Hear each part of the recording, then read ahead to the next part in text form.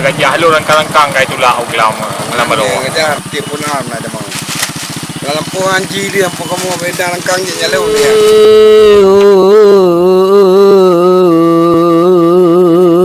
Pangjina cukup dan susah. Masalah gajah dengku kabeh puyang na wate tapuga bapa merintah sabe pusala yang tebang rimah. Rakyat kami dari 2010 pun naik itu PKD, habis PKD. Nanti kamu mohon sama pemerintahnya pakai bank kamu rakyatnya puji lagi yang sabi. Apa hana bantuan saja di banyak negara. Tak apa-apa tak apa. Baru. Gajah liar, gajah darah bila. Gerakan pacik gajah darah, gajah liar. Untuk babu pi temu masyarakat ke bah. Adengku han ele puga kamu tan tusa hude lamarima. Masalah di Pajo pada di perubahan kang dum macam-macam nana rai pa urang ke baro. Bu gajah rai pa urang baro pa yanu rabe baro. Barangkang gajah kai we. Bai 3 tu. Ya bageci hanapa pegah urang po gajah BKSDA lunja usingli hana so tulung yang na cina mercun lain tanah cara. Tapi apabila nyo gajah harus dilindungi oleh BKSDA harus langsung untuk ditangani menyangkut dengan masalah gajah yang ada di Kecamatan Gempang. Gajah hanjin po hewan gelindung pedani kebun analidaya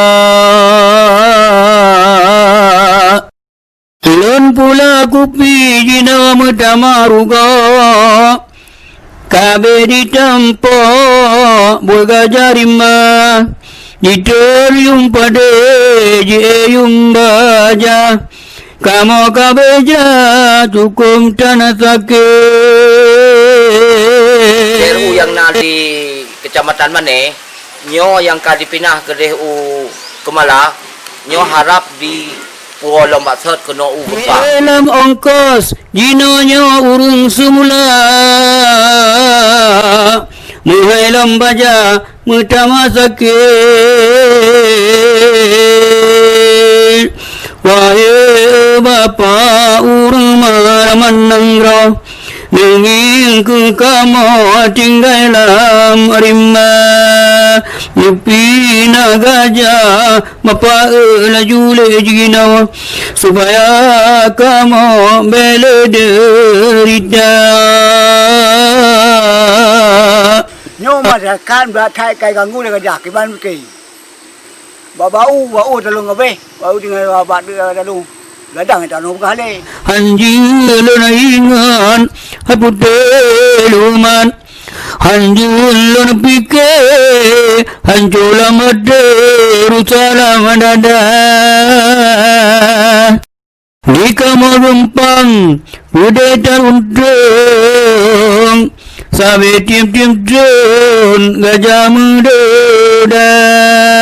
Tokoh-tokoh masyarakat Gempang nyo pihak BKSDA segera untuk getangani menyangkut binatang satwa tersebut. Kota mangadan untung Ngarumah gudung ampun tinggal lama kuta nyo ingat-ingat putel malon pikir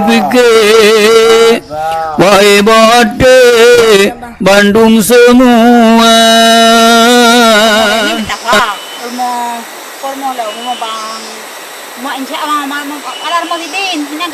bantu Gempang ejuna bang gajah benale ngutinang ade urung dalam rima dan ijo kupi jenang dan awe dan so ganggule wae syedara. Memang gajah di Kecamatan Gempangnya sangat-sangat meresahkan masyarakat Gempang. Mulai tahun 2010 sampai nohat gajahnya menteng meresahkan masyarakat Gempang. Teman binatang yang kan harus dilindungi. Tetapi apabila meresahkan masyarakat Gempang, masyarakat